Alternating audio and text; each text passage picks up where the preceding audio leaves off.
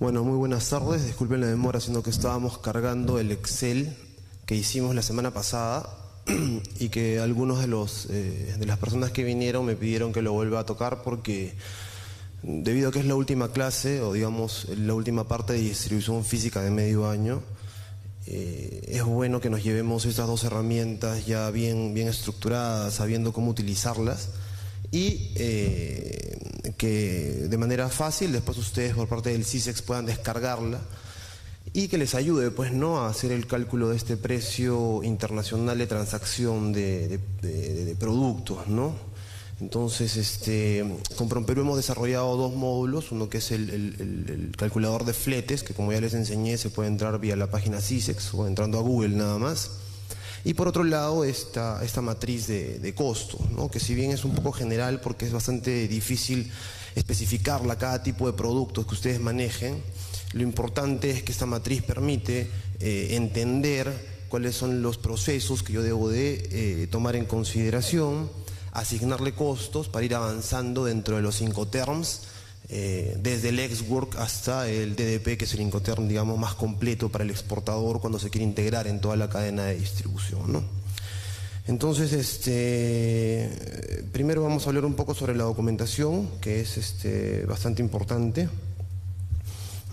Conocer los documentos que se utilizan al momento de la exportación, los documentos que son necesarios para que la mercancía no tenga problemas en la aduana de exportación, en este caso nuestro país, y tampoco tenga problemas al momento del arribo al país de destino. Porque muchas veces es bastante, digamos, más sencillo que la exportación salga de nuestro país, a veces con algunos errores o con alguna documentación que no está completa, pero al momento de arribar al país de destino esta carga puede ser bloqueada o puede ser devuelta si no tenemos la documentación en orden, completa y bien llenada, ¿no? Entonces, para conocer esto, obviamente estuvimos analizando un poco nosotros como operadores logísticos cuál es el impacto que tiene el hecho de hacer una documentación errónea o no tener la documentación completa al momento de una exportación. Y el ejemplo más claro que me viene a la cabeza es la última exportación que hicimos de 7 empresas hacia una feria en Brasil. Y digamos que las empresas se pusieron de acuerdo en hacer el envío, no con los tiempos que nosotros le habíamos entregado, sino, digamos, que corrieron un poco, lo cual hizo que no tuvieran los certificados a tiempo y no estuvieran bien llenos, sobre todo los certificados, ¿no? Más allá de la factura comercial o del packing list. El impacto que tuvo el hecho de que la documentación no estuviera bien, o en orden, hizo que esta carga al momento de llegar al país, a Brasil, sea confiscada por parte de la aduana.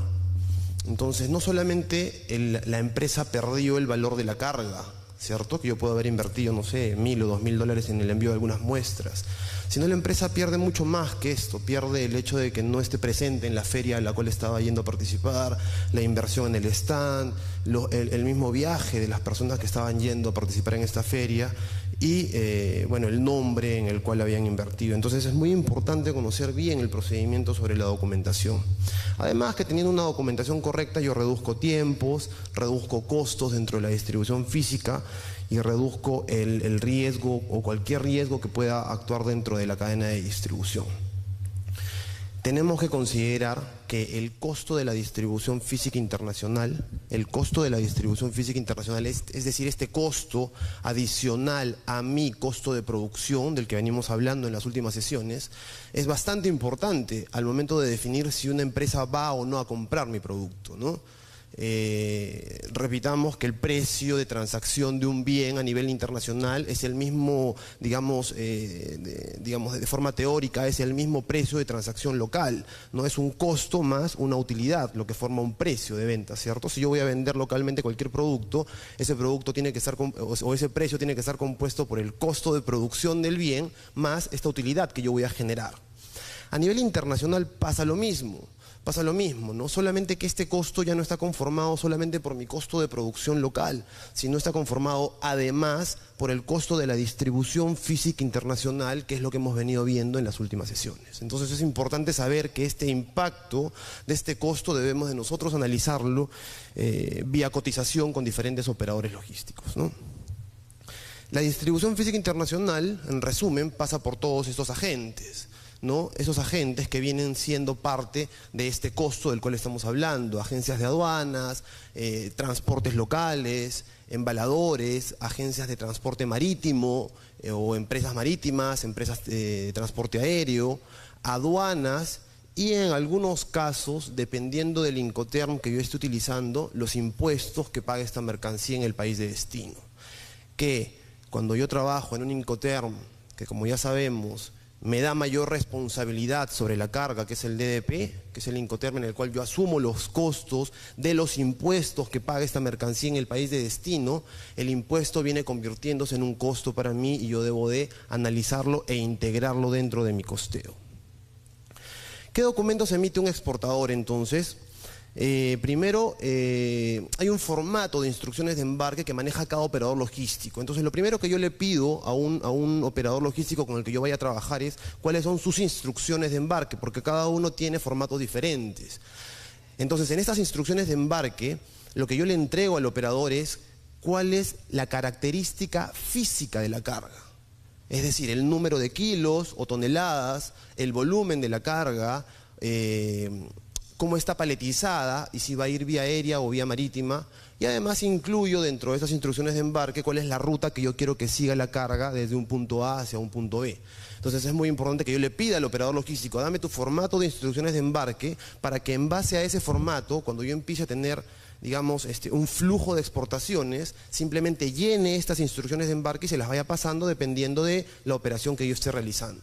Y esto obviamente no va a distinguir si es un país americano o es un país europeo, es irrelevante, porque las instrucciones de embarque me dan información completa sobre lo que yo estoy haciendo. La factura comercial, y ahora vamos a ver un ejemplo más adelante, la factura comercial, la lista de empaque, son documentos primarios, son documentos que no deben de fallar de ninguna forma.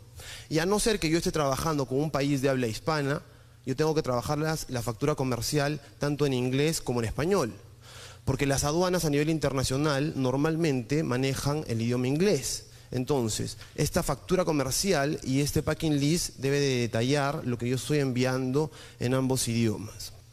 Ahora, es importante saber que el packing list o la lista de empaque, como bien detalla ítem por ítem lo que yo estoy enviando, siempre la lista de empaque tiene que ser mucho más completa. Entonces yo les pido a los exportadores, ¿no? Les pido a los exportadores que siempre que nos vayan a enviar la documentación y nos envíen una lista de empaque, esta lista de empaque sea tan completa que inclusive llegue a tener el flete, el seguro y el costo por cada uno de los ítems.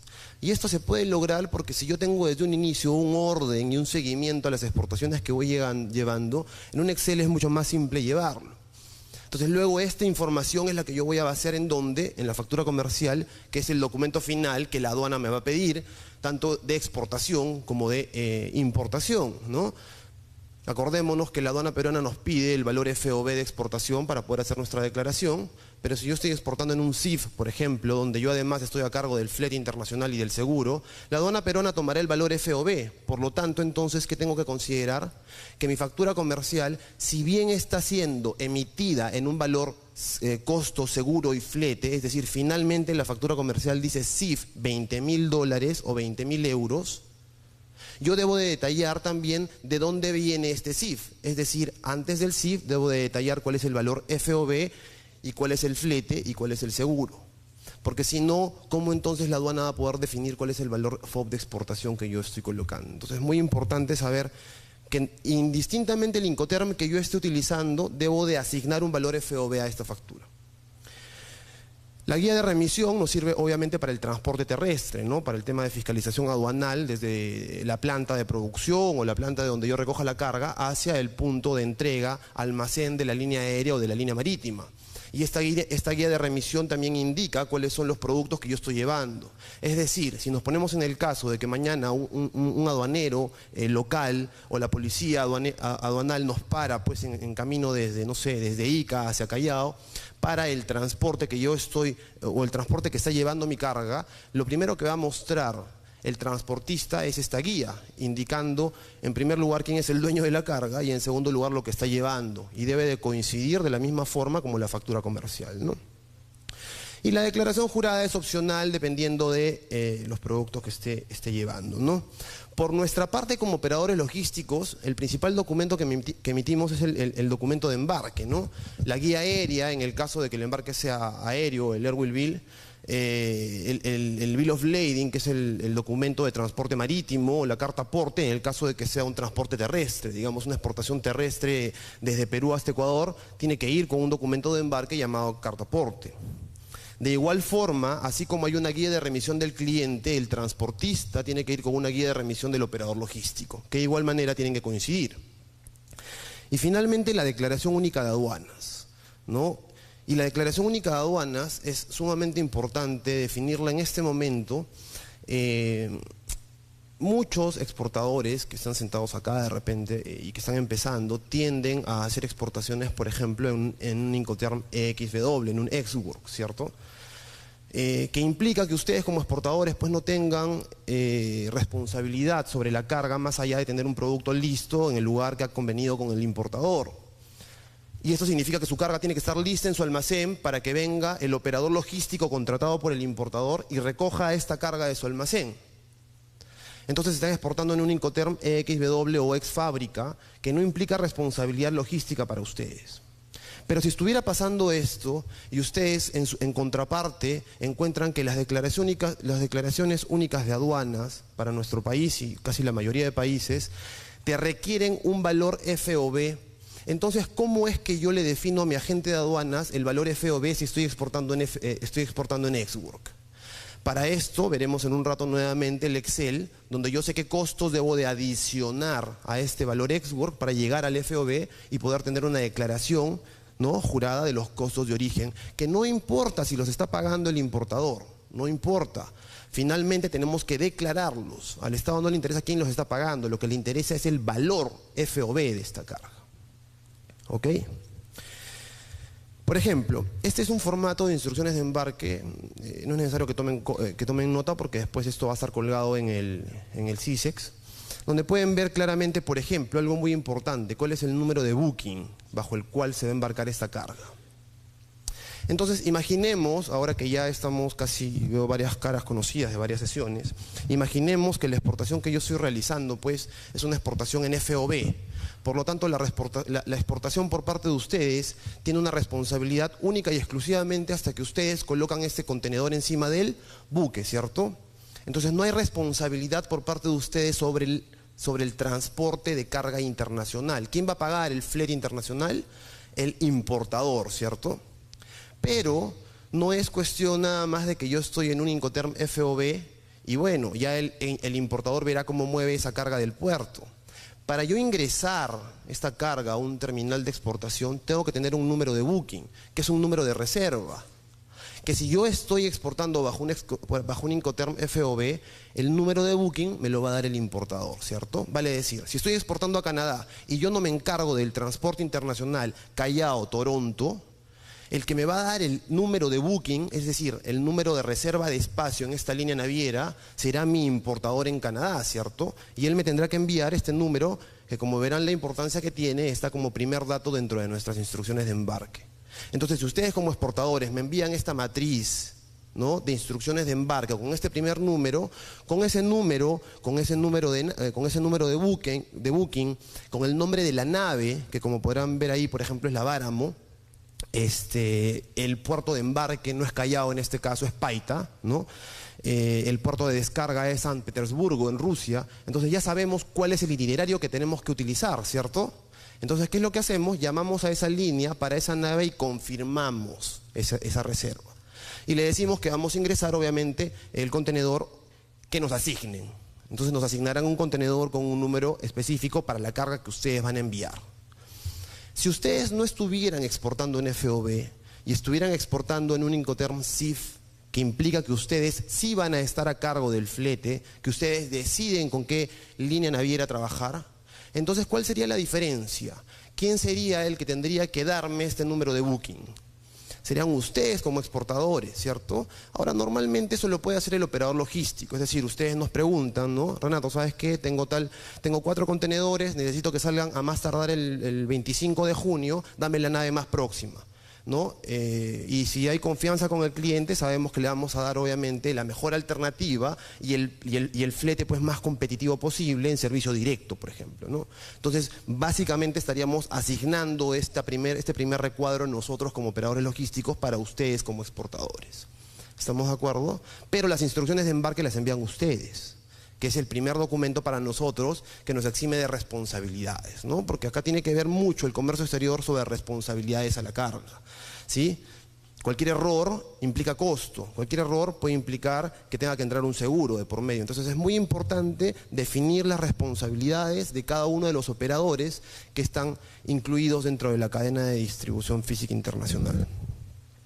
En este caso, por ejemplo, es un exportador chileno que tiene una empresa aquí, entonces nos va a dar los datos completos del exportador, Frutera del Inca, ¿no? Ellos exportan uva del norte.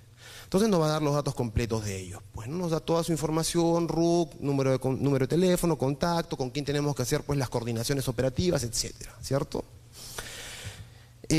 También nos tiene que dar los datos del consignatario, ¿cierto? Y aquí viene una pregunta. Los datos del consignatario ¿son los datos de la empresa importadora o son los datos del freight forwarder o del operador logístico en destino? ¿Qué creen ustedes que ustedes nos tendrían que dar? Los datos del cliente final, porque el cliente final es el que tiene la responsabilidad en toda aduana a nivel internacional sobre la carga. No el agente de carga, no el agente de aduana, sino el cliente final. Entonces, si la carga, por ejemplo, llega... Nos ha pasado varias veces que nos han reservado algunas naves con algunos números de contenedores y, por ejemplo, no sé, llegó el contenedor al Congo, ¿no? A Puerto Nuevo, en el Congo, y nunca el importador pues reclamó la carga, o viceversa, nos ha pasado acá hace poco, ¿no? Han llegado unas maquinarias de España y el cliente pues no tenía impuestos para pagar, es decir, no tenía la liquidez y dejó la carga en abandono legal. Entonces, ¿quién es el responsable ante la aduana para esa carga? Porque acuérdense que desde que la carga llega comienza a tener costos, ¿cierto? Almacenaje, sobreestadías, uso de contenedor, etc. Va a tener que ser el cliente final. Nosotros tenemos que eximirnos de responsabilidades, somos transportistas. Entonces, por eso es importante la data, tanto del exportador real como del importador real, a quien se hace el desglose de la carga. Que hace algún tiempo hablamos, creo, de lo que era un desglose, ¿no? Pasar la información ante la aduana de operador logístico hacia cliente final, ¿cierto? Tiene un costo también. Y finalmente, pues la descripción del producto, que tiene que ir en compensación con qué. ¿Con qué tiene que ser igual esta información del recuadro número 5? Con la factura comercial y con el empacking list, ¿cierto? Es decir, el valor de la carga, el número de pallets, el número de cajas. Se dan cuenta que aquí estamos hablando ya de una unidad de embarque. ¿Recuerdan la diferencia entre una unidad de producción, una unidad comercial y una unidad de embarque, ¿cierto? Las unidades de producción, por ejemplo, es una camiseta, ¿no? Esa es mi unidad de producción, sobre la cual yo hago el cálculo de mis costos fijos, mis costos variables, hago el costeo de la empresa, ¿no? Mi punto de equilibrio, etcétera, todo el costeo financiero. La unidad comercial puede ser una caja con 100 camisetas de repente, ¿no? Es la unidad bajo la cual yo cierro mi contrato de compra-venta con el importador. Te voy a enviar 2050 cajas y cada caja contiene que está especificado ¿en dónde? En el packing list. Pero a nosotros como operadores logísticos nos interesa la unidad de embarque.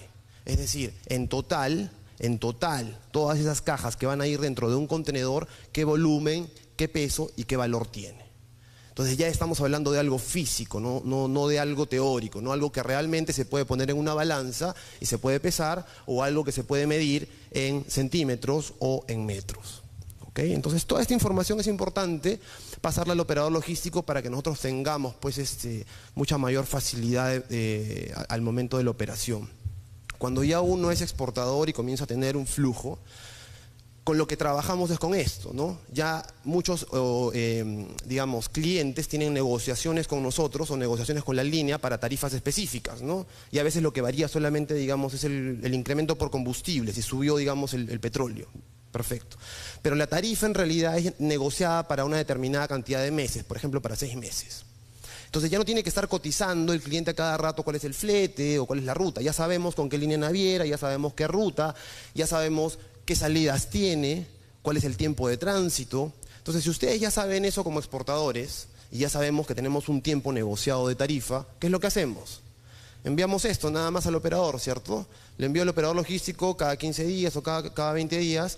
Bueno, Renato, de acuerdo a mi producción, tengo estas instrucciones de embarque. Ahora estoy enviando 5.000 cajas, ahora estoy enviando 10.000 cajas, o asígname 10 contenedores, 4 contenedores, un contenedor, dependiendo de lo que ustedes estén manejando. Entonces se hace mucho más fácil y fluida la operación de logística, sea Ex-Work, sea FOB o sea CIF. ¿Se dan cuenta? ¿Estamos de acuerdo? Es importante manejar bien la instrucción de embarque, entonces. Los campos obligatorios, no voy a detallar esto mucho porque después esto lo pueden revisar porque quiero tocar los 3 temas fundamentales. Básicamente eso es lo que hemos conversado hace un momento. La factura comercial, muchos exportadores se vuelven exportadores después de ser comerciantes locales, lo cual por naturaleza en muchas empresas se puede dar, ¿cierto? Yo soy comerciante local y tengo una oportunidad de negocio en el exterior, entonces vuelvo mi empresa, además de ser comerciante local, una empresa exportadora. En ese caso, si recién estoy empezando, no tengo pues que abrir un nuevo set de facturas únicamente para exportación. A veces la misma factura se puede utilizar llenando los campos, obviamente sin IGB, porque a nivel internacional no se aplica el IGB, pero puedo utilizar las mismas facturas por el momento. Pero si ya comienzo a tener un flujo importante de exportaciones que va a equiparar lo que hago localmente, entonces ya podría tener, digamos, 2 numeraciones para tener una contabilidad mucho más transparente, ¿cierto? Más que transparente, más, digamos, llevadera para los contadores y para los financistas, ¿no? Pero la factura comercial debe de contener todos estos datos, ¿no? Debe de contener el nombre de la empresa exportadora, completa y con RUC, pese a que a nivel internacional a veces no nos exijan el RUC, es importante porque la factura comercial, por la primera aduana por la que pasa es por la peruana, ¿cierto? Entonces es importante. De repente el importador me dice, no sé, ni siquiera sé qué cosa es un RUC, pero la empresa peruana tiene que declarar ante la aduana peruana. Entonces la aduana peruana sí requiere el número de RUC y el nombre completo y real de la empresa.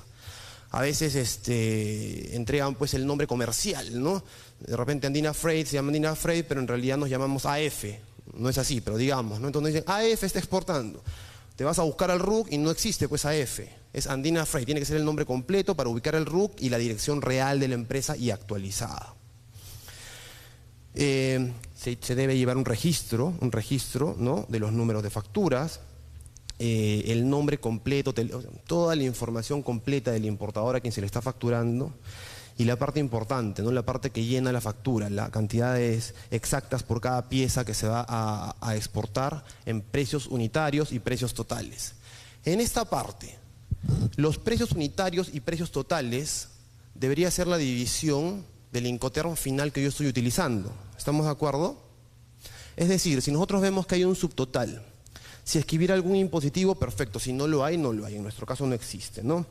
IGB para exportaciones no existe, ¿cierto? Envío y tramitación tampoco existe de repente, o puede existir. El total. En el total yo debo de colocar, por ejemplo, si estoy haciendo la exportación en FOB, total exportación FOB $20.000, ¿correcto?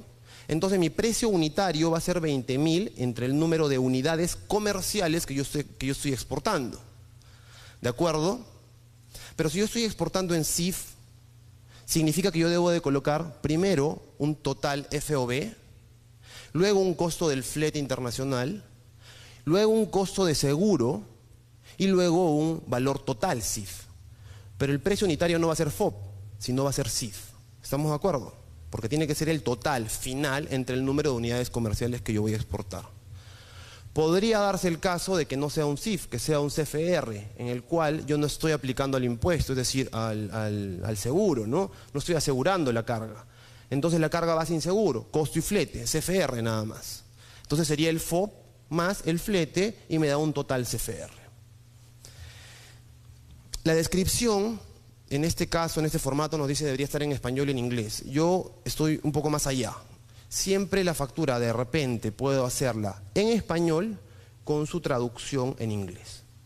¿Estamos de acuerdo? Nada más. En español y su traducción en inglés y su traducción exacta, ¿no? Con la partida arancelaria, con todos los números y dígitos, etc.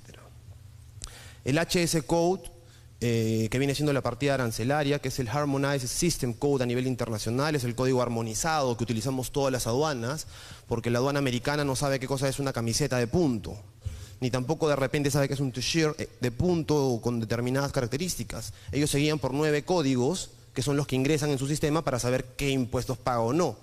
Entonces el HS Code es muy importante para saber en China, en Hong Kong, en Estados Unidos, de qué producto estamos hablando.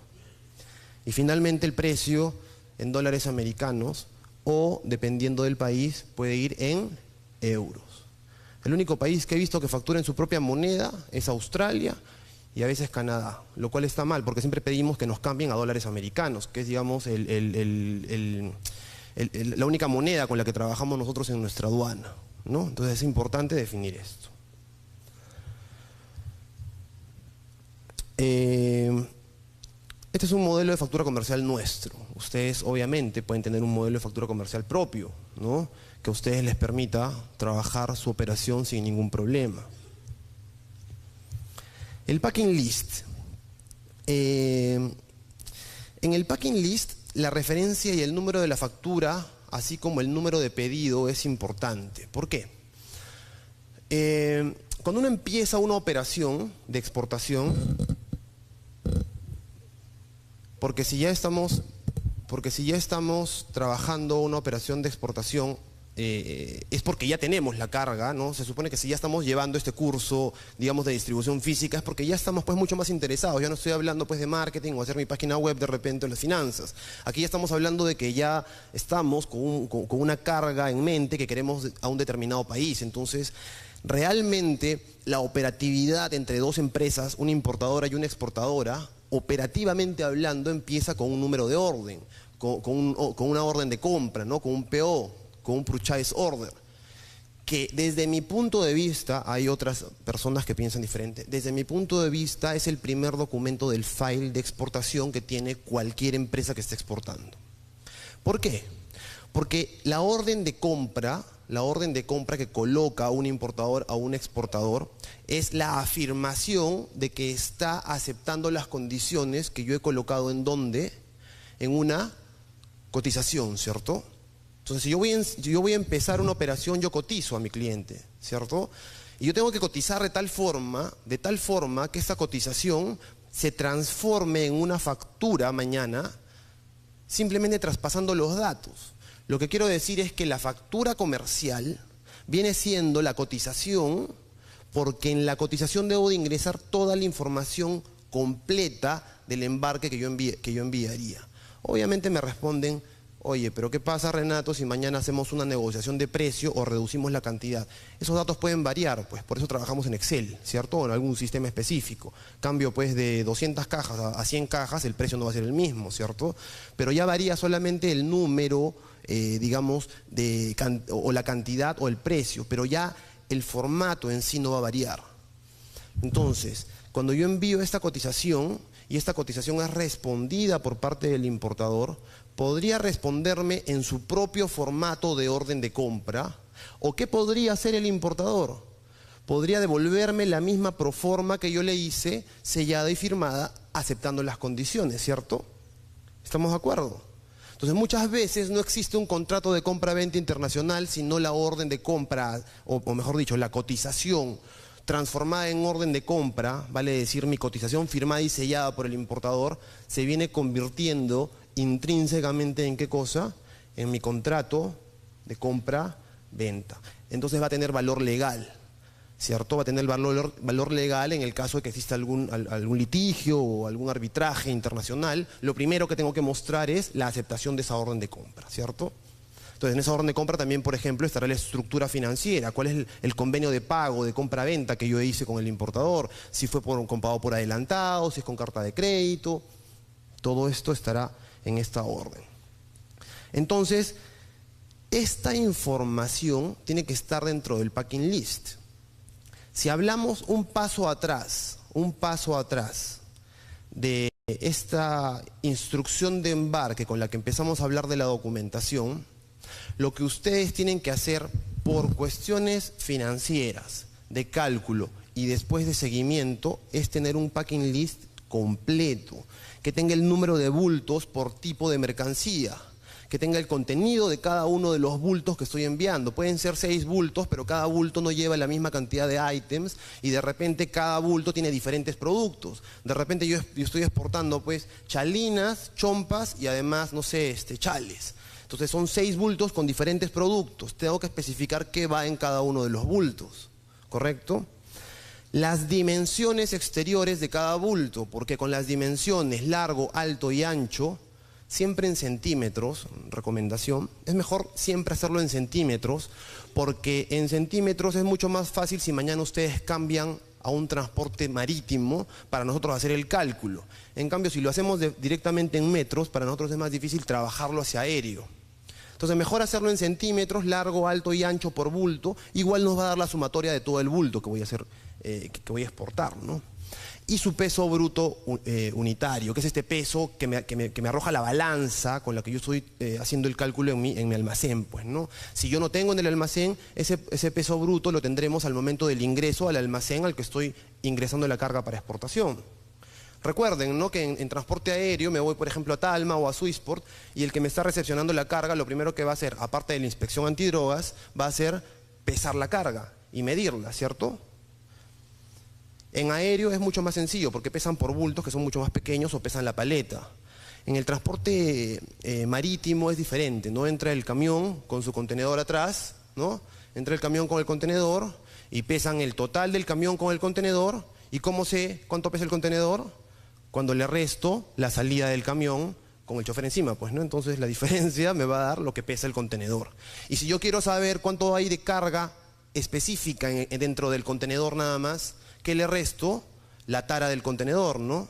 Y la tara del contenedor está especificada en el mismo contenedor. O sea, en el mismo contenedor dice tara 2.000 kilos, por ejemplo. Entonces, si el contenedor pesa 20.000 en total, 20 toneladas, y yo sé que el contenedor pesa 2 toneladas, ¿cuánto pesa la carga de adentro? 18, pues, ¿no? Que es finalmente lo que yo debo ingresar dentro de mi factura comercial.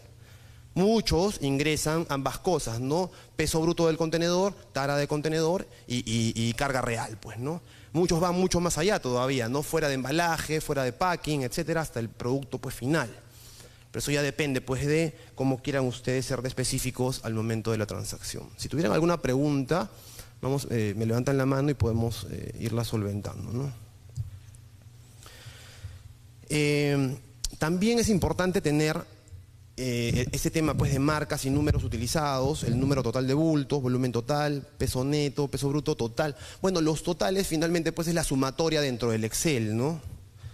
No tengo acá un Excel, un packing, pero los totales simplemente va a ser la sumatoria de los unitarios, no hay nada extraño ahí, así que eso es sumamente simple. Un formato de guía de remisión que tenemos nosotros es este, pues, ¿no? Donde de igual forma va toda la información sobre el exportador, el número de RUC, por ejemplo, importante aquí es la placa, ¿no? El vehículo, qué es lo que está llevando, el número de guía y también la descripción de lo que estoy enviando dentro de ese transporte terrestre. Muchos nos olvidamos que hasta para hacer una mudanza, ¿no? A veces me cambio de casa, voy a llevar mis cosas de la casa A a la casa B. Me paran en la calle y me pueden confiscar mi televisor o mis cosas porque yo tengo que tener una guía de remisión y a veces hasta un permiso para poder hacer ese movimiento, ¿no? Igual para poder llevar la carga al puerto, no puedo simplemente transportarla, tengo que llevarla con documentación. Entonces tenemos que tener esto muy en claro, ¿no? Ok, acá por ejemplo tenemos un transporte X, servicio de transporte de mercancía en general, ¿no? Y ahí tenemos un tipo de guía de remisión, pues, ¿no? Donde, ¿quién es el cliente para ellos? Andina Freight, nos están haciendo un servicio. Esta empresa de transporte le está haciendo un servicio a Andina Freight, por lo tanto, ingresa toda esa data para que no tenga problemas. ¿De acuerdo? Obviamente, si por ejemplo no es una exportación y es una importación que están haciendo ustedes, es decir, trajeron una máquina, pues, ya trajeron una maquinaria, están recogiendo esa maquinaria del puerto y se la están llevando, pues, a Huachipa, ¿no? Entonces, ¿suficiente es mostrar la guía de remisión? No. El transportista, el chofer, tiene que ir con su guía de remisión y con la declaración de aduanas, con la factura comercial, con el packing list, con la autorización de levante por parte de la aduana y todo lo que cualquier aduanero pudiera pedir en el transcurso, para que no tenga problemas. Muchas veces se van con la guía de remisión nada más y en el camino tienen problemas, ¿no? Y después para sacar eso del Poder Judicial es bien complicado. Esta es una DUA provisional, ¿no? La DUA que se llena antes de la exportación, que viene siendo finalmente después la DUA final. Esta es la DUA que yo les explicaba cuando hacíamos el cálculo del precio y el costo FOB, y que ustedes pueden analizar de la competencia, ¿no? Si hablamos un poco fuera de solamente hacer mi costeo como exportador y yo quiero hacer un análisis y no quiero pagarle a una empresa pues $5.000 para que me busque el precio FOB de mercado al cual tendría que vender mi producto al exterior, entonces esta es la DUA que yo tengo que buscar de diferentes exportadores que más o menos tengan la misma característica mía como empresa y estén exportando el mismo producto. De manera tal que yo tenga un norte sobre el cual, si por ejemplo mi precio FOB unitario es de $10 y el precio promedio de mercado del mismo producto que yo estoy vendiendo es de $5, algo está mal, pues, ¿no? Porque mi costeo me está llevando a un costo muy alto en comparación al precio de venta de la competencia. Pero si vemos que la competencia pues está en $15 y yo estoy en 10, tengo un margen de 5 sobre el cual puedo jugar, ¿cierto? Que vendría siendo económicamente, lo que yo debería hacer es restar este precio promedio de la competencia menos mi costo total FOB, para poder saber cuál es el máximo al cual yo podría vender ese producto para estar competitivamente hablando en el mercado. De igual forma, la declaración única de aduanas me va a pedir ingresar toda la documentación de la carga. Toda la documentación me va a pedir ingresar los datos del exportador, con qué líneas está yendo esta carga, si la exportación es aérea o es marítima. ¿Qué cosa me está dando de importante esa declaración provisional? Si vemos arriba a la derecha, ¿qué me está diciendo en esta específicamente? Que el canal es naranja, ¿cierto? Entonces sabemos que nosotros tenemos 3 tipos de canales, ¿no? Canal verde, canal rojo y canal naranja. El canal verde significa que la carga simplemente va a pasar y no tiene que ser inspeccionada por parte de la aduana. Ojo que la aduana tiene la potestad de pasar cualquier canal verde a rojo, ojo. Pero en este caso, por ejemplo, es naranja. En el naranja la aduana tiene la potestad de revisar solamente la documentación y no ir a revisar la carga. Pero el vista de aduanas, el especialista, podría tomar la documentación y decir, bueno, no, quiero revisar esta carga porque, por ejemplo, el valor FOB que están declarando me parece muy bajo. Vamos a ver, entonces tiene la potestad de poder jalar esa carga a un canal rojo e inspeccionarla, ¿no? Y finalmente un canal rojo donde yo comparo la documentación junto con la mercancía físicamente, y es el canal obviamente que más costo le da al exportador, pues, ¿no? ¿Por qué cuando yo tengo canales rojos tengo mayor costo logístico al momento de hacer mi costeo al FOB?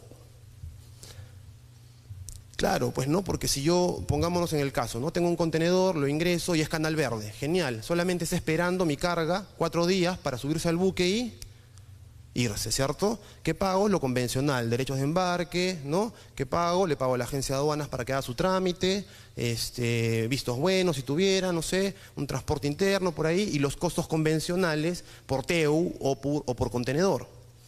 Pero si no fuera así y tengo canal rojo y comienzo a tener varios canales rojos, los canales rojos me implican movilizaciones dentro de los terminales.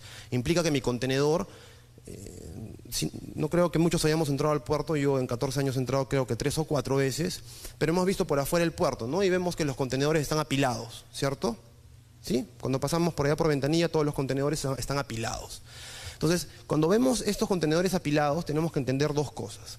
Esos contenedores pueden ser o contenedores que han llegado de importación, o son contenedores que están listos para ser embarcados en la nave que le corresponde. Por lo tanto, son o contenedores de impo o contenedores de exportación. Pero están en una zona en la cual los terminales asignan para exportación, en el caso de exportaciones. Si el vista de aduanas me pide que ese canal sea rojo, o la aduana me indica que ese canal es rojo, entonces van a tener que aperturar ese contenedor y van a tener que verificar que lo que esté dentro de ese contenedor converse con lo que está en mi facturación, ¿cierto? O en mi documentación. Entonces el vista de aduanas no va a ir y va a abrir el contenedor que está pues en el 8º piso, ¿cierto? ¿Qué va a pedirle al almacén o al terminal? Moviliza este contenedor para inspeccionarlo el día de mañana. Entonces el terminal lo va a movilizar a zona de aforo, ¿cierto?, a zona de inspección. Esa movilización implica que movamos una grúa, ¿no?, que se mueva personal para apertura, que se muevan patos para sacar la carga y cualquier otra cosa que pida la aduana. Esa movilización ya me está incrementando el costo. Entonces, ¿por qué es importante que yo haga bien las cosas desde el inicio? Porque a largo plazo, ¿no?, o al mediano plazo, siempre el exportador tiende a pasar de canales rojos a canales verdes. No es que después no tenga rojos, pero es mucho más común que los exportadores comiencen a tener menos inspecciones conforme van siendo más confiables para la aduana. ¿De acuerdo? Entonces es importante porque ese costo normalmente eleva bastante el precio. Muy buena aclaración. En el caso de los contenedores refrigerados, lo que sucede son dos cosas, ¿no? Puede ser que el vista de aduanas inspeccione dentro del terminal de exportación también. Obviamente el contenedor refrigerado tiene que estar enchufado y eso es un costo adicional porque me cobran electricidad por hora o por día, pues, ¿no? Pero a veces también se permite, cuando el trámite se hace con la anticipación debida, se le puede pedir a la agencia de aduanas que coordine con la aduana para que el especialista de aduanas, esta persona encargada de verificar mi carga, vaya al lugar donde están procesando. Es decir, por ejemplo, si estoy exportando paltas, hay un lugar donde están midiéndolas y están colocándolas en cajas, pues, ¿no? Y luego están bajándolas de temperatura para ingresarlas al contenedor que también ya está en la temperatura controlada. Obviamente, para no abrirlo en el puerto y romper la cadena de frío se llama, porque si yo estoy exportando algo a menos de 18 grados centígrados y luego eso pasa a 9 grados y vuelve a bajar a 18, ¿qué pasa? Se rompe la cadena de frío. ¿Pero qué cosa es romper la cadena de frío? Si yo estoy exportando productos perecibles, lo que yo quiero es que mi producto, tal cual yo lo saqué del árbol, esté el mayor tiempo posible con esas características, ¿no? O conforme va madurando, madure lento, pero madure bien. Es decir, que mañana el suizo abra ese mango, pues, ¿no?, y lo coma, pues, como lo comería, pues, en Piura, ¿cierto? Eso es lo que quieres con la cadena de frío. Pero cuando tú rompes la cadena, es decir, varías la temperatura bajo la cual tiene que ir esta carga, el proceso de envejecimiento del producto se acelera. Entonces, en el ejemplo que teníamos de esta frutera que está exportando a San Petersburgo, donde tenemos, pues, un promedio de 60 días de tiempo de tránsito, más 10 de aduana acá y 10 de aduana allá, y de proceso desde que salió 20 días más, casi son 100 días, ¿cierto?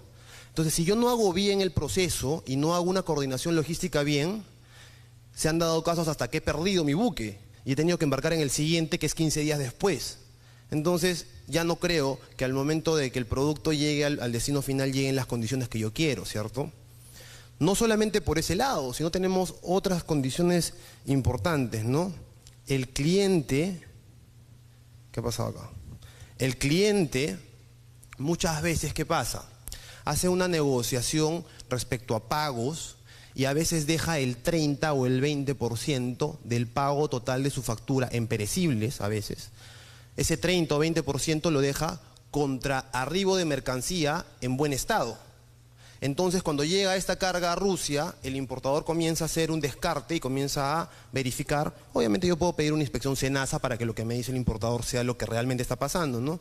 Y comienza a descartar y dice, bueno, enviaste 2.000 cajas, en realidad han llegado bien 1.900 nada más. Entonces 100 no me sirven, no creo que quieras que te las reenvíe porque no van a llegar, entonces la descartamos y eso ¿de dónde lo descuento? De ese 20% de garantía que él guardó, pues, ¿no? Entonces es importante contar con este procedimiento de cadena de frío desde el inicio y saber que si yo hago mal un proceso ante la aduana, podría demorar esta operación y podría afectar la cadena de frío.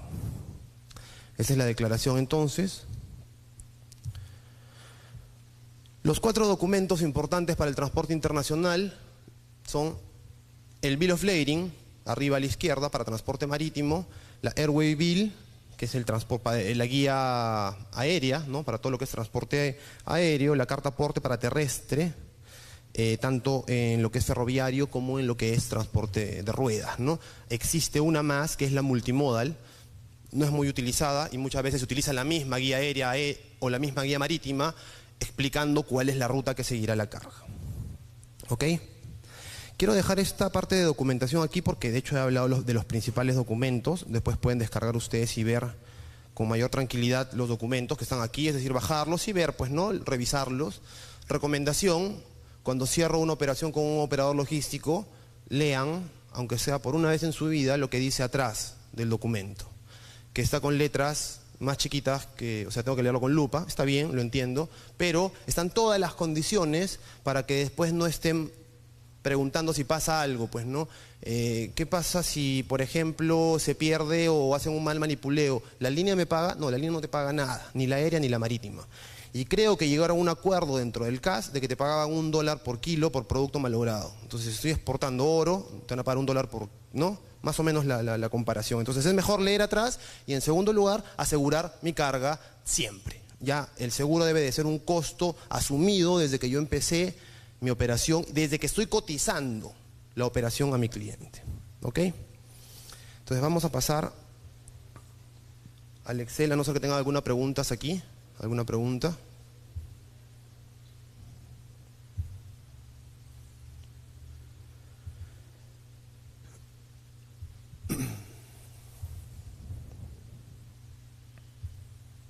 Ok, esto lo habíamos visto la semana pasada, me pidieron varias personas que lo volvamos a explicar para que esto, digamos, les pueda servir al momento del cálculo del costo final.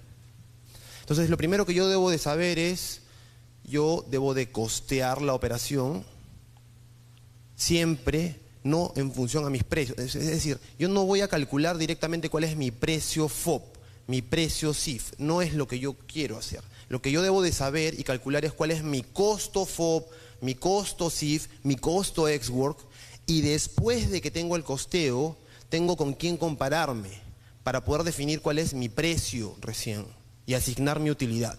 No es que yo empiezo trabajando en precios. ¿Estamos de acuerdo? Entonces, por eso que esta hoja está en función a costos. Para explicarle de forma bastante rápida, dado que ya lo vimos la semana pasada, en este ejemplo lo que tenemos son textiles de exportación, ¿cierto?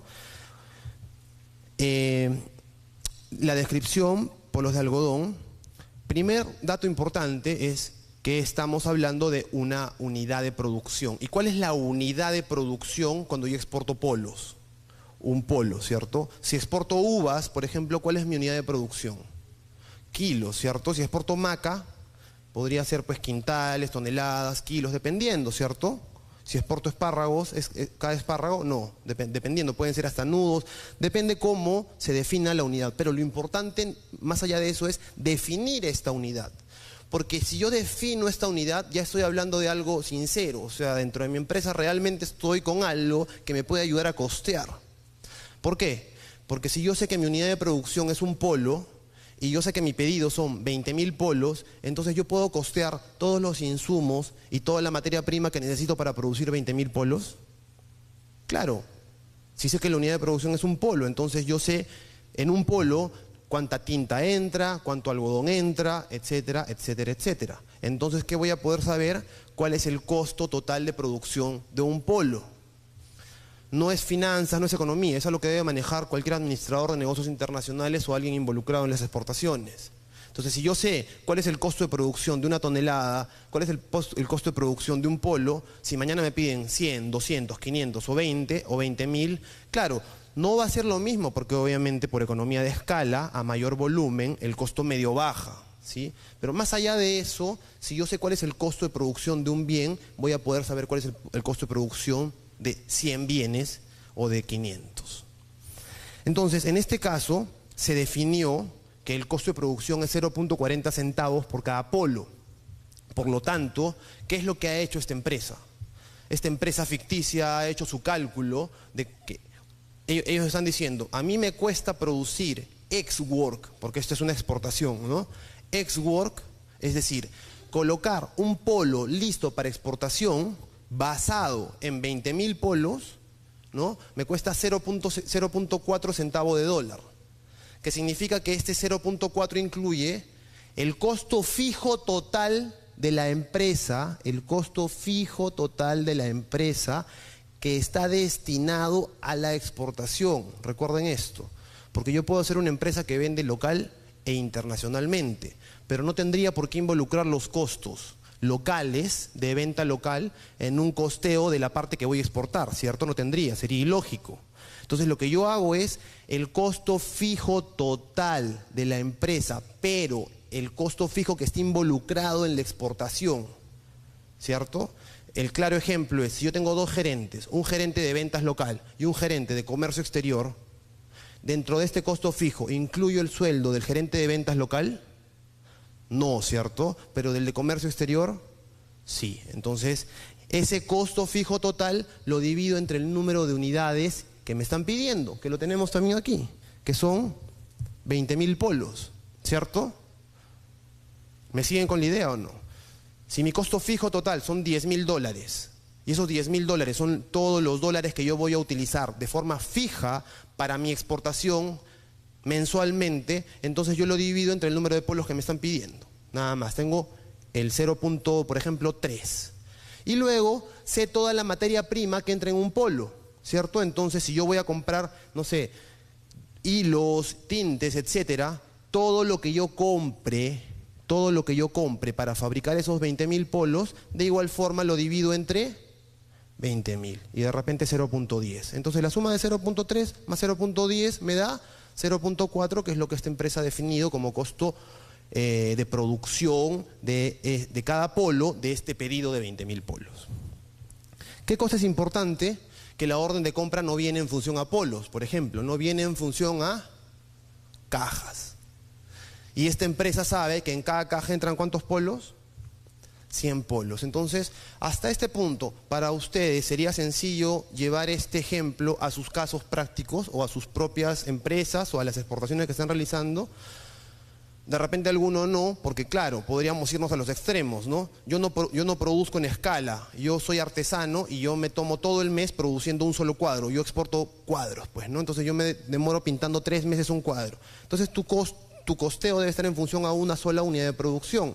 Por lo tanto, tu unidad de producción va a ser igual a tu unidad comercial y finalmente esa unidad comercial va a ser tu unidad de embarque, ¿cierto? O sea, no es tan complicado si lo analizamos y tratamos de esto en gastarlo con nuestro know-how, nuestra empresa, el core business de la compañía, ¿no? Luego, si yo sé que son 20.000 polos, ¿puedo saber cuál es el peso bruto por caja? ¿Sí? Claro. Defino qué caja voy a utilizar, ¿no? Tengo una caja, pongo el número de polos que hemos quedado, que son 100, cierro la caja de exportación, y la pongo en una balanza. El peso que me dé es el peso bruto por caja, no hay más. Y luego puedo tener las dimensiones en centímetros por caja, ¿cierto? Tomo 1 centímetro y las mido, nada más. ¿Esta información para qué me va a servir? ¿Para qué documento de exportación? Para el packing list, ¿cierto? Con esta primera información, si no tenemos instrucciones de embarque, que son de las que hablamos en un primer momento, yo como operador logístico estoy tranquilo. Si ustedes van a hacer una exportación y me envían esto, yo les puedo cotizar de forma más rápida. Ejemplo, Renato, te voy a pasar información para que me cotices un embarque aéreo a Vancouver, ¿no? Y me pasan este Excel, lo que está enmarcado en este momento. ¿Les puedo cotizar? Claro, les puedo cotizar sin ningún problema, ¿no? Renato, quiero hacer esta exportación a Le Havre, Francia. Quiero hacerlo marítimo. ¿Puedo cotizar? Claro, porque para mí esta información me bota la información crucial para un operador logístico, que es esta que acabo de marcar. Entonces, la que acabo de marcar ya está con fórmulas, por eso que la vez pasada pedí que lo colgaran en el CISEX, espero que esté colgado, si no, vuelvo a pedir que lo cuelguen, ¿ok?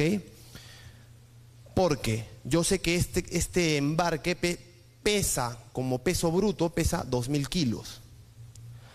El peso volumen es más. El peso volumen, que se diferencia del peso bruto, característico, porque tiene otra fórmula de cálculo, ¿no? Las líneas aéreas calculan el peso en función al peso volumen, es decir, a la multiplicación del largo, ancho y profundidad que tiene el bulto completo en centímetros, y luego esta multiplicación en centímetros de las 3 dimensiones físicas lo dividen entre 6.000. Entre 6.000. Fórmula que tienen las líneas aéreas y que permite saber cuál es el peso volumen. Y dense cuenta que si yo bajo en centímetros, miren, está en 50 centímetros cada uno, por lo tanto el peso volumen es mayor que el peso real. La aerolínea me multiplica. Si por ejemplo, esta carga se va para Miami y el costo es de $1 por kilo total, ¿cuánto me cobraría la línea aérea? ¿4.166 dólares o $2.000? viendo el peso volumen y el peso real que tenemos acá, ¿no? Tenemos un peso volumen de 4.166 kilos y un peso real en balanza de 2.000. Si el flete que me cobra una línea es de $1, por ejemplo, de Lima a Miami, ¿cuánto me cobrarían en este caso? 4.166. Dense cuenta que si yo bajo las dimensiones, por ejemplo acá le pongo 10, entonces el peso volumen ¿cuánto es? Y el peso real es, entonces ¿qué me cobraría la línea? 2.000, ¿cierto? Entonces por eso es importante que ustedes puedan utilizar esto para más o menos tener el cálculo de lo que están enviando. De igual forma, para el transporte marítimo, ya no es en centímetros, sino es en metros. ¿Estamos de acuerdo? Entonces, lo que estamos haciendo aquí es la multiplicación en metros del volumen que tiene, o mejor dicho, el cálculo volumétrico de este embarque. En este caso son 25 metros cúbicos. A estas alturas, más o menos, ya sabemos cuánto entra en el contenedor más pequeño de una línea naviera, ¿cierto? Para empezar, ¿cuál es el contenedor más pequeño de una línea? El contenedor de 20 pies, ¿cierto? Y el contenedor de 20 pies tiene una capacidad de carga de ¿hasta cuánto? De hasta 33 metros cúbicos, ¿cierto? Si yo tengo 25 metros cúbicos en carga, ¿estaría pensando en un contenedor para mí exclusivo? Yo creo que sí, ¿cierto? Porque ya estoy pasando casi el 70% o el 80% de la capacidad. Porque también tengamos en cuenta que cuando yo consolido carga, es decir, cuando yo mezclo carga de dos, de repente aquí diría, tengo 25 metros cúbicos y voy a conseguir 5 metros cúbicos de alguien más, voy a hacer un consolidado. De repente eso podría perjudicar toda la operación en costos tangenciales. Entonces mejor cuando tengo si tengo 25, 27, 30 metros cúbicos, utilizo un contenedor exclusivo para mí solo. Le pido a la línea, asígname un contenedor exclusivo. Por eso que aquí pongo número de embarques 1 y número de contenedores 1. ¿Hasta aquí tienen alguna pregunta? ¿Se podría utilizar esto dentro de las empresas? Sí se podría, ¿cierto? Entonces, de aquí partimos a 3 puntos esenciales y quiero hoy día sí terminarlos porque la vez pasada no se pudieron. De acá pasamos a utilizar esto para los Incoterms. Ya hablando de la parte final del conocimiento, ya conozco los Incoterms, les dije, es mejor que manejemos 4 Incoterms bien que 13 mal, ¿no? Entonces es mejor saber cuál es el ex-work, saber cuál es el FOB, saber cuál es el CIF, saber cuál es el DEP. Si después me quiero especializar en Incoterms, bueno, me compro vía internet de la Cámara de Comercio Internacional Incoterms 2000 y los leo, ¿no? Mejor en inglés sobre todo para poderlos entender. Pero si no, me especializo en estos 4. Entonces, ¿de dónde estoy partiendo? Parto del costo de producción del cual hablamos hace un momento, de este 0.4, ¿cierto? Entonces, ese 0.4 es mi costo de producción, pero ya es un costo de producción, ¿qué cosa? En mi planta, lista la carga para poder ser exportada. Entonces, imaginariamente mi carga está en mi almacén y vamos a empezar la operación logística internacional. ¿Qué es lo primero que le falta a esta carga para que esté lista para exportación? Ya terminé de producir los 20.000 polos. Ya están en sus bolsas, ya están en sus cajas, ya los tengo apilados, listos para exportación. ¿Qué cosa falta para que se vuelva una factura? Bueno, ¿qué cosa falta para poder hablar de un Incoterm ex fábrica? Faltaría todo el acondicionamiento para exportación, ¿cierto? Que es un embalaje con sus marcas, ¿cierto? Que es, por ejemplo, una paleta de madera fumigada y con su certificado de fumigación, ¿cierto? Sus unchos y todo el acondicionamiento de esta carga para poder exportarse. Entonces es el primer costo que yo voy a calcular. Porque yo podría no exportar esto y venderlo localmente, ¿cierto? Podría los 20.000 polos venderlos localmente, entonces no voy a exportar, no tendría por qué hacerle todo el acondicionamiento para exportación. Ok, entonces el costo en el almacén, yo estoy calculándolo, en este caso, estos números son ficticios, ¿no? Estos números me pedían por internet de que yo les ponga datos reales. No puedo poner datos reales porque la idea es que ustedes hagan su propio costeo respecto a cada uno de sus productos. Si no, digamos, se podría sesgar lo que ustedes están trabajando. Estos son datos ficticios, pero sí es real que yo tengo que hacer este cálculo. 15 centavos de dólar, es lo que me costaría, por ejemplo, por kilo, en este caso es por unidad de producción, el embalaje y todo este acondicionamiento para que la carga quede en Xwork. Entonces vean lo que voy a hacer en el Excel, ojo, voy a ir a la segunda hoja, acá abajo, a la segunda hoja, donde yo tengo una hoja preparada, que también se la voy a dejar, donde yo tengo una hoja preparada que me va a llevar del costo Xwork hasta el costo FOB. ¿Está bien? Me va a llevar desde el costo Xwork hasta el primer Incoterm o al segundo Incoterm que les pedí que aprendieran, que es el FOB. Entonces ya teóricamente sé que el FOB es el Free On Board Incoterm, que implica que yo tenga la mercancía libre a bordo, el contenedor está posicionado encima de la borda del buque, por lo tanto, entre mi almacén en San Juan del Lurigancho y el Callao, buque, mi contenedor encima, hay costos, ¿cierto? Esos costos son los que vamos a calcular aquí. Todos estos costos que vamos a nosotros ingresar aquí, ¿de acuerdo? A lo que yo le llamo gastos en origen. ¿Estamos de acuerdo? Entonces los gastos en origen que vienen siendo todos esos gastos, todos esos costos en los que yo me involucro, que yo pago cuando no estoy exportando en Xwork, sino estoy exportando en FOB. Por lo tanto, costo Xwork más gastos de origen va a ser igual a costo FOB. ¿Estamos de acuerdo? ¿Dónde tomo esa información? En esta hoja de datos. Y esta hoja de datos, lo primero que me va a dar es justamente eso, todos los gastos de origen.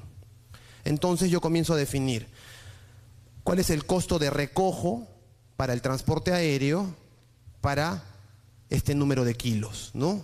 O para este número de polos, ¿cierto? ¿Cuál es el costo de recojo para un contenedor de 20 pies? Ok, calculo. Son datos ficticios, ojo, ¿no? $150. ¿El agente de aduanas cuánto me cobra? ¿No? En promedio, el agente de aduanas me cobra el 0.5% del valor FOB de exportación o una tarifa mínima. En este caso le vamos a aplicar la tarifa mínima. ¿Cuánto es la tarifa mínima? $150. Entonces lo pongo, pues, ¿no? 150. Este cuadro Excel lo armo yo en mi oficina, en mi computadora. ¿Por qué? Porque si mañana, y además está entrelazado, está entrelazada la hoja de datos, esta hoja de datos, ¿ok? Está entrelazada con esta hoja de resultados. Por lo tanto, si yo hago cualquier cambio aquí, sea en el costo de producción, o sea en el número de polos, o sea en el total del pedido, va a variarme todo. Eso es lo importante de hacer una hoja anidada, que yo hago un cambio en el inicio y el resultado me va a cambiar. No tengo que volver a hacer todos los cálculos, ¿no? Entonces eso se llama eficiencia dentro de la empresa. Luego tenemos el costo de emisión de guía aérea o de guía marítima, ¿no? En aéreo es la guía aérea, como hemos visto, en marítimo la guía marítima o el bill of lading. Los derechos de embarque, que solamente se pagan en transporte marítimo, ¿cierto? Un estimado por contenedor, $300, estimado también, ¿no? Vistos buenos, $350, ¿no?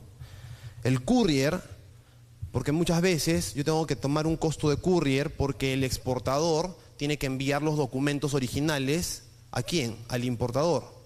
En transporte aéreo, la documentación va con la carga. ¿Estamos de acuerdo? Porque obviamente si yo voy a enviar un courier y voy a enviar la carga aérea, van a ir en el mismo avión, pues, ¿no? Entonces, mejor la documentación va con la carga. En cambio, si yo estoy enviando un transporte marítimo, como el que veíamos a San Petersburgo, bueno, 20 días antes de que llegue el buque a este puerto, yo envío vía courier, que demora 2 o 3 días, toda la documentación al cliente, para que él pueda tener toda la documentación lista para desaduanar. Por eso tengo que asumir un costo de courier también, ¿cierto?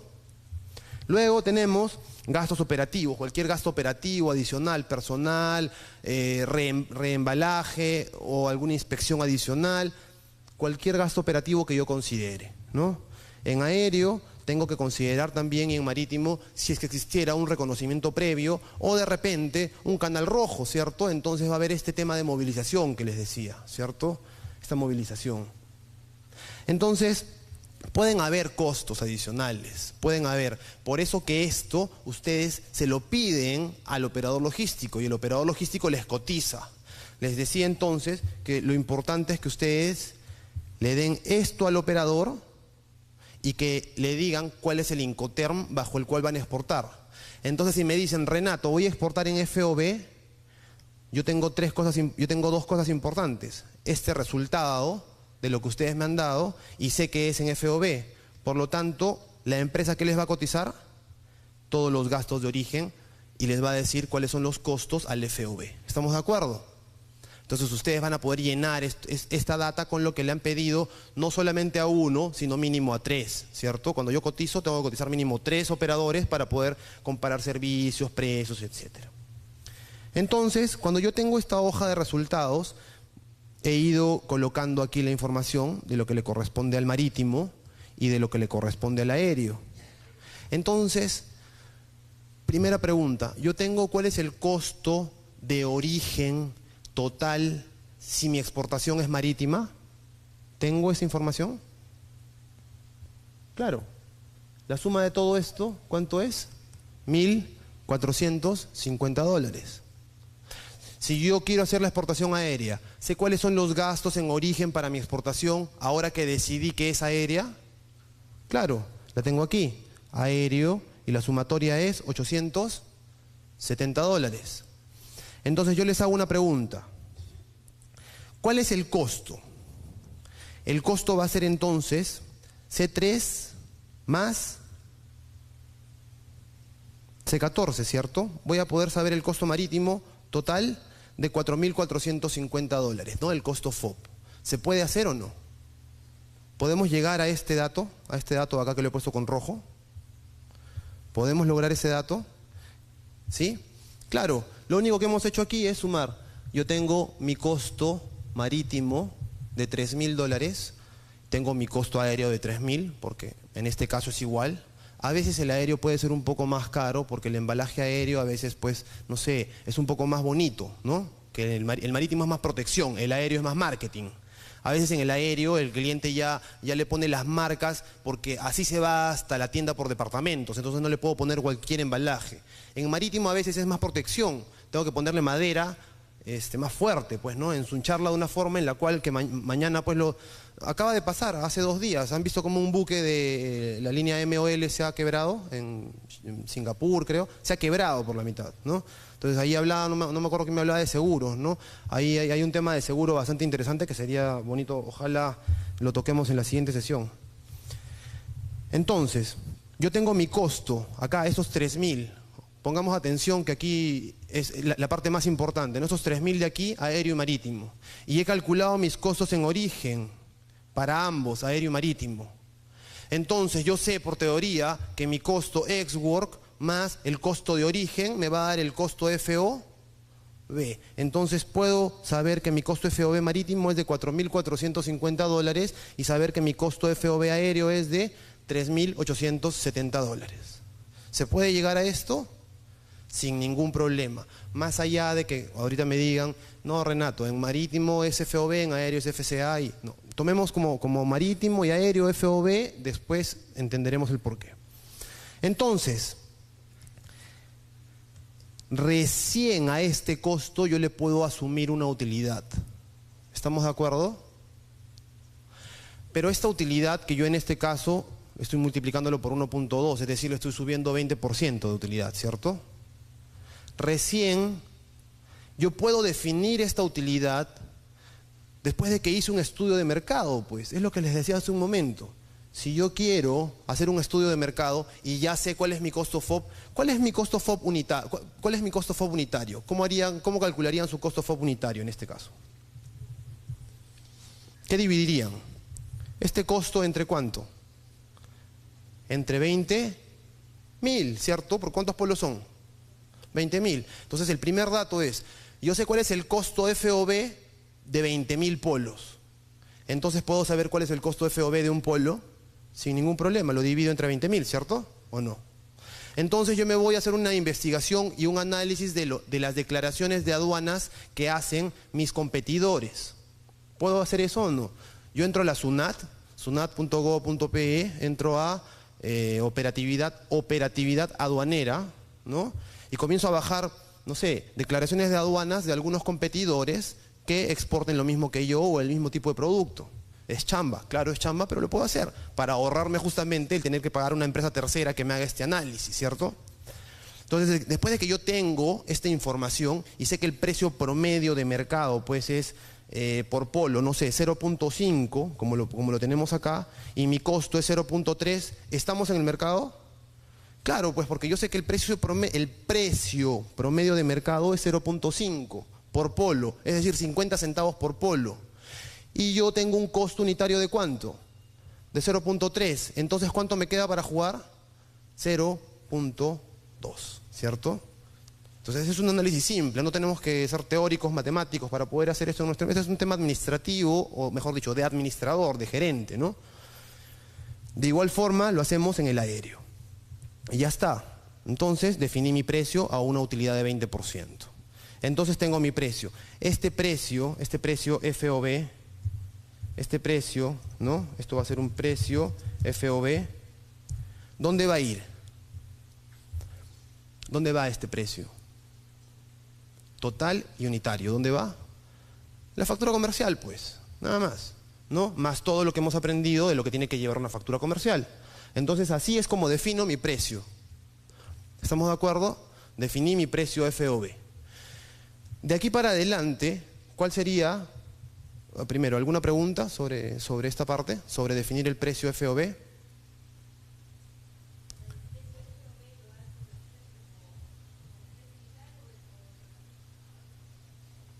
Primero con el total y después lo divido entre el número de polos que estoy exportando para saber el unitario. Ahora, sabemos el FOB, genial, hemos llegado al precio FOB, ahora ya tenemos el precio B, pero no me importa el precio FOB si yo voy a hacer una exportación en CIF. No me importa el precio.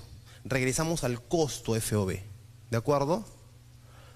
Recordemos que cuando yo hago mi cálculo, siempre lo hago en función a costos, justamente por esta razón, por la cual si yo hago mi cálculo en precios desde el inicio, no tengo con qué compararme.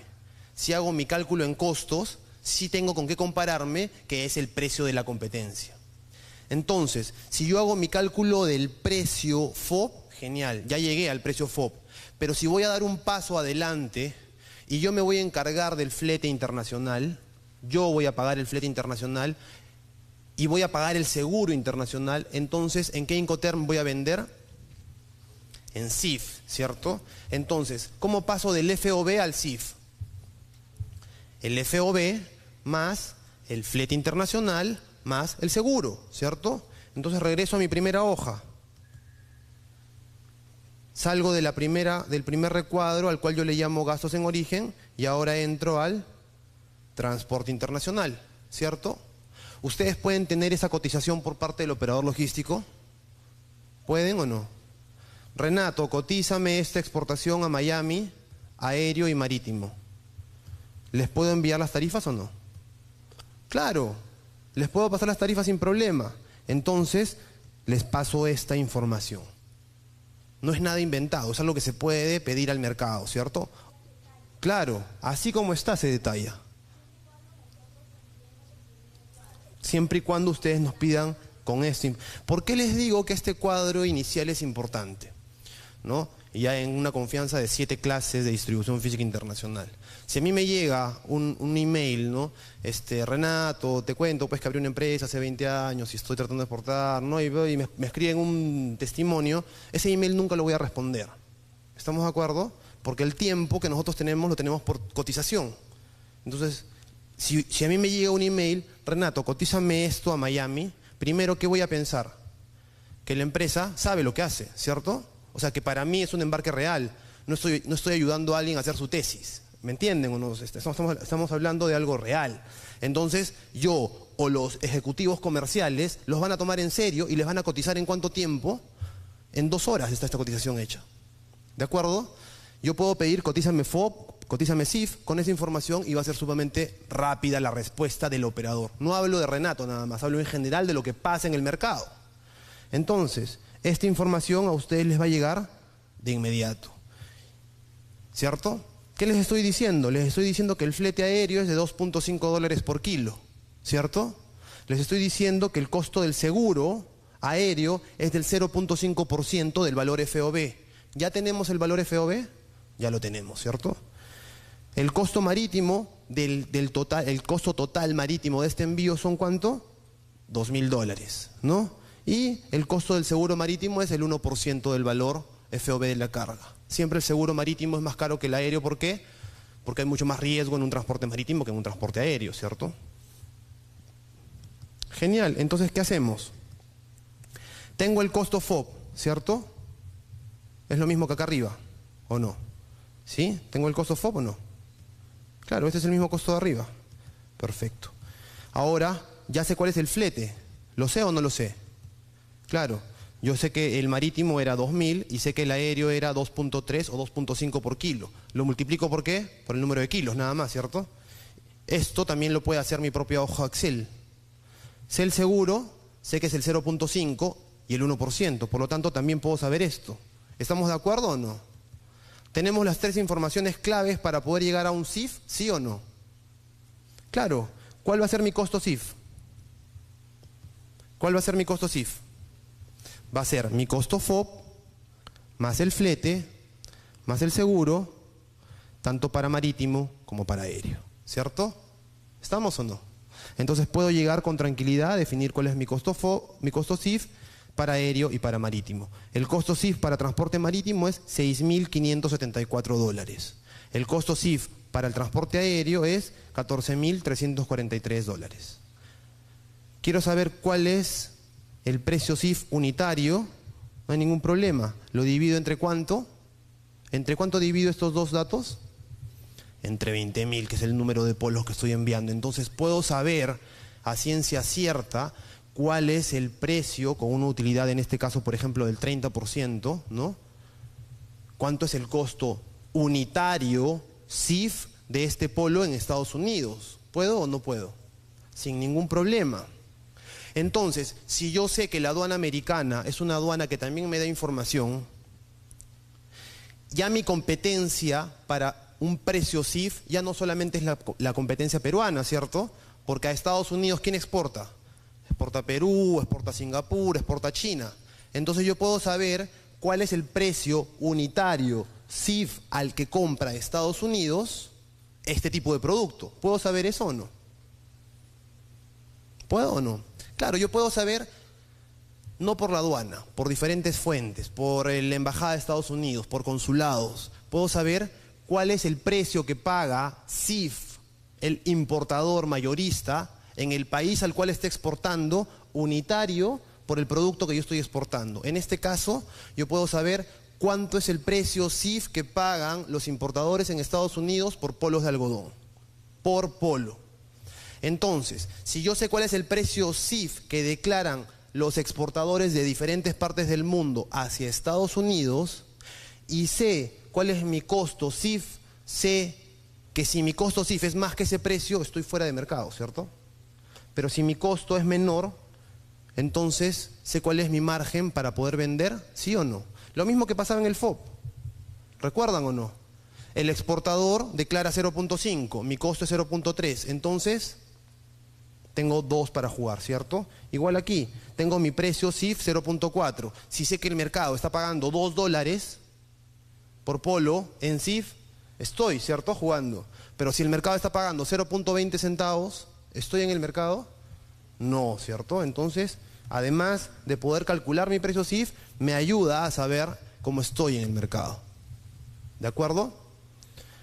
Entonces, hasta aquí hemos llegado a un costo CIF. Y para terminar, 2 minutos, ¿puede ser? ¿Sí? Y quiero terminar con esto porque justamente esa es la parte más interesante. No es que sea la más interesante, sino es lo mismo, ¿no? Los datos de una exportación que ya no termina en el CIF pasan ahora de la aduana de Estados Unidos ¿a dónde? ¿Qué es el DDP? ¿Qué es un puerta a puerta? Es el precio puesto en el almacén final donde compra el consumidor final, ¿cierto? ¿Estamos o no? Entonces, desde la aduana de Estados Unidos hasta que el consumidor final se pone el polo, ¿no? Entre comillas, hay costo, ¿cierto? Porque el consumidor final americano no va a ir a la aduana a comprarlo, ¿cierto? Va a comprarle a un mayorista, después de que el mayorista pagó impuestos, después de que el mayorista hizo transporte, después de que pagó almacenaje, entonces el costo se va a incrementar. Esos costos también los puedo cotizar con mi operador logístico. También. Entonces, ¿nosotros qué les decimos? ¿Cuál es el Customs Brokerage en Estados Unidos, que es lo equivalente al agenciamiento de aduanas? ¿Cuáles son los duties and taxes que paga esta mercancía, que son los derechos e impuestos? En el caso que ustedes estén vendiendo en DDP y ya no en CIF o en FOB o en Ex-Work, ¿cierto? Les va a interesar esta información, el costo del recojo, del almacenaje y el costo de la entrega. Porque la suma de todos esos costos les va a dar los costos en destino, que son todos estos. Entonces, si yo hago un copy de esto nada más, ¿no? Vamos a llegar a un costo CIF, ¿cierto? Que era lo que habíamos visto hace un momento. Copio esto. Ojalá que se copie con todo y fórmula, si no tenemos que volverlo a hacer. No. ¿Ok? Si yo hago esto nada más, ¿ok? Lo que tengo como base es mi costo CIF. ¿Ok? Costos en destino. Costos en USA ponemos acá, por ejemplo, ¿no? ¿Y qué digo? Para transporte marítimo, ¿cuánto es? 622. ¿Cierto? Y para transporte aéreo, ¿cuánto es? 511. ¿Se puede hacer eso? Sin ningún problema, ¿cierto? Además, ¿cuáles son los derechos e impuestos? Duties and taxes, que los tenemos acá calculados, que era el 30%. ¿Se acuerdan? Que lo tenemos en la otra hoja. Acá está. Les dije que es el 30% que paga esta carga en Estados Unidos. Entonces lo que hacemos es duties and taxes. Para marítimo, 4.372 y para aéreo, 6.703. ¿Cuál va a ser entonces mi costo DDP? ¿La suma de los tres, sí o no? Suma. ¿La suma de los tres, sí o no? ¿Estamos en el costo DDP o no? Sin ningún problema. ¿Estamos de acuerdo? ¿Con qué podría comparar esto inmediatamente? Lo primero que yo haría en este caso, y ya para terminar con la sesión, es voy a dividir esto entre ¿cuánto? Entre 20.000. ¿Ok? No debería hacerlo así, sino debería irme a la otra hoja y jalarlo. Igual acá, ¿no? Igual aquí, tomamos esto y lo dividimos entre 20.000. Perfecto. ¿No? Lo ponemos en 2 decimales para que no tengamos problemas, o en 1 si quieren, y sabemos que para el transporte marítimo, el costo DDP unitario, es 0.6 y el costo aéreo es de $1.1. La pregunta clave aquí es, ¿cuánto paga un americano por uno de estos polos? Imaginemos, $5, ¿no? Imaginémonos que paga 5. Precio final, ¿no? Ponemos $5. Sea marítimo o aéreo, porque al americano no le interesa si es marítimo o aéreo, ¿cierto? ¿Cuál es el margen de utilidad que tenemos? Es la resta de estos dos, nada más. ¿Cierto o no? Entonces, ahí estamos. Por esto es que cuando yo me involucro en la operación internacional, se dan cuenta que comienzo a tener mayor margen de utilidad. En este caso, ¿cuánto estoy ganando? En el marítimo nada más. $4.4 por polo. Que significa que si tenemos 20.000 polos, es $88.000, ¿no? ¿Estamos o no? Entonces, para resumir un poco esto, primero, si yo me involucro en la distribución física internacional, gano más plata, porque yo estoy manejando la logística. Segundo, involucrémonos en los principales Incoterms. Nadie quiere especialistas en Incoterms, sino manejemos los principales, los que se utilizan siempre. ¿Sí? Ya de ahí nos especializamos en uno, el FCA, el DA, ya, ok. Después, primero estos 4, manejemos esta hoja al 100% y tratemos de poner esta hoja en nuestra empresa para poder hacer el cálculo dependiendo de lo que nos pida el importador. Eso es todo y espero verlo de acá a algunos meses. Muchas gracias.